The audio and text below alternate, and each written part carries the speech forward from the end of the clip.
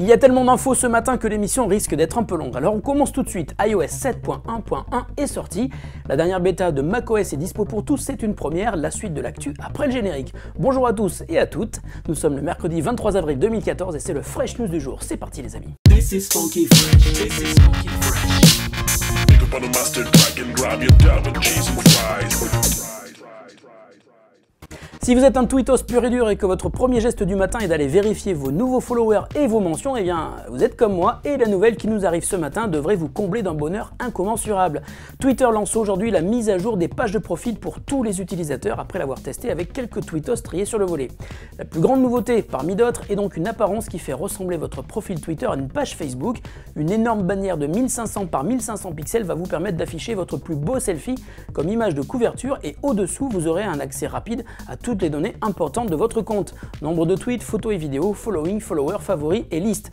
Sur cette même page, des suggestions d'abonnement et au-dessous, les tweets sont désormais centrés sur la page, prennent plus de place, la police de caractères est plus grande et chaque tweet ressemble à une carte comme sur Facebook ou Google Now. Autre nouveauté, les tweets les plus populaires apparaissent avec une police de caractères encore plus grande et vous pouvez également mettre un tweet en avant comme sur une page Facebook. Celui-ci sera vu en priorité par vos abonnés.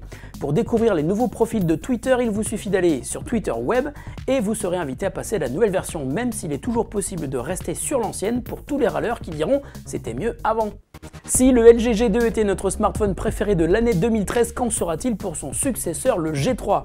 Alors toujours pas officiellement annoncé, le G3 se révèle cependant un peu plus chaque jour par le biais de fuites et aujourd'hui de capture d'écran qui dévoile une grande partie de son interface et quelques-unes de ses nouvelles fonctionnalités. On sait par exemple depuis quelques jours que le prochain LG sera doté d'un écran 2K, autrement dit QHD avec une résolution de 2560 par 1440, mais depuis hier, on a aussi quelques idées sur son interface. La surcouche Optimus UI a été mise à jour et passe au flat design.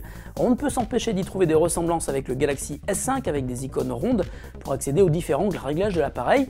Selon les captures d'écran, nous aurions également droit à un assistant très similaire à Google Now qui jouerait un rôle de concierge.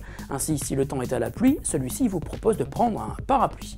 Concernant les caractéristiques techniques, on en sait un peu plus, mais c'est toujours le flou, car si l'on est à peu près sûr que l'appareil photo passe à 16 mégapixels à l'arrière et celui de l'avant à 2,4 mégapixels, il n'y a pas encore de certitude sur le processeur qui sera utilisé. Le Snapdragon 800 a été évoqué, mais il pourrait n'être là que pour tester l'appareil, car il commence à se faire un peu ancien et un nouveau processeur octo-cœur pourrait finalement être de la partie. Idem pour la RAM, elle pourrait monter à 3 ou rester à 2 Go selon les fichiers de log découverts sur le web.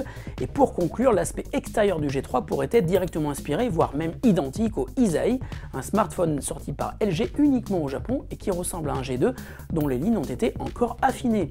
Selon les infos glanées auprès des personnes proches du dossier, le G3 pourrait être annoncé en juin pour une dispo sur le marché dès le mois de juillet. L'été sera sûrement donc très chaud et bien entendu toute la rédaction est mobilisée en mode alerte maximum pour vous informer de toutes les news concernant le G3 minute par minute. Microsoft vient de lancer la bêta publique de Office Mix. Il s'agit d'un nouvel outil de présentation sous forme de plugin qui s'ajoute à PowerPoint et va permettre de dépoussiérer son appli de présentation qui a pris un retard significatif face à des concurrents agressifs et souvent gratuits comme Prezi ou Bunker. Comme son nom l'indique, Office Mix vous permet d'ajouter des éléments supplémentaires à vos présentations comme des enregistrements vidéo ou des quiz et le résultat peut être stocké dans le cloud. Les présentations seraient ainsi accessibles en un clic. Avec Office Mix, Microsoft viserait principalement le monde de l'éducation car en effet, les présentations pourraient servir de support de cours aux enseignants qui auraient la possibilité d'obtenir des statistiques sur les élèves ayant accédé ou non aux présentations en ligne. Ces derniers pourraient aussi interagir avec les documents en y laissant des commentaires. Office Mix est pour l'instant accessible sur invitation uniquement, vous pouvez faire une demande en laissant votre adresse email sur le site de la bêta, mais attention, il vous faut cependant posséder Office 2013 ou Office 365, la version avec abonnement. La question du jour nous vient de Noah qui est beatmaker, autrement dit un magicien du son qui compose sur ordinateur et travaille avec Logic Pro. Noah, tu es mon ami, car c'est aussi l'outil génial que j'utilise pour faire toutes les musiques que vous entendez dans nos émissions. Mais Noah aimerait bien pouvoir accéder à un autre logiciel qui fait un carton mais uniquement sur Windows. FL Studio, c'est un logiciel génial mais qui n'existe pas sur Mac. Alors comment faire mon cher Noah? Tu as trois possibilités. La première est d'installer Windows en double boot sur ton Mac, on vous le dit souvent. Cela te permet de booter au choix sur macOS ou Windows et une fois sur Windows, tu peux installer FL Studio et tu peux même jouer au démineur. L'inconvénient, c'est que tu dois acheter une licence pour Windows 7 ou Windows 8. gratuite. La deuxième solution est d'utiliser Parallel Desktop, qui est un émulateur de Windows sur macOS. Ça marche très très bien, la dernière version 9 est incroyable, tu peux lancer toutes les applis Windows dans ta session Mac, c'est très rapide et c'est à mon avis la solution idéale pour toi. Et la dernière solution s'appelle Crossover, c'est un logiciel qui est capable de faire fonctionner des applis Windows sur macOS, mais ça ne marche pas avec tous les logiciels et dans la liste des logiciels testés et approuvés, il n'y a pas encore FL Studio, donc je te conseille d'installer la version gratuite pendant 30 jours pour voir si ça fonctionne ou pas. Fresh News, c'est terminé pour aujourd'hui, on se retrouve demain avec d'autres infos, d'autres réponses à vos questions et je vous souhaite une excellente journée, salut à tous et à demain!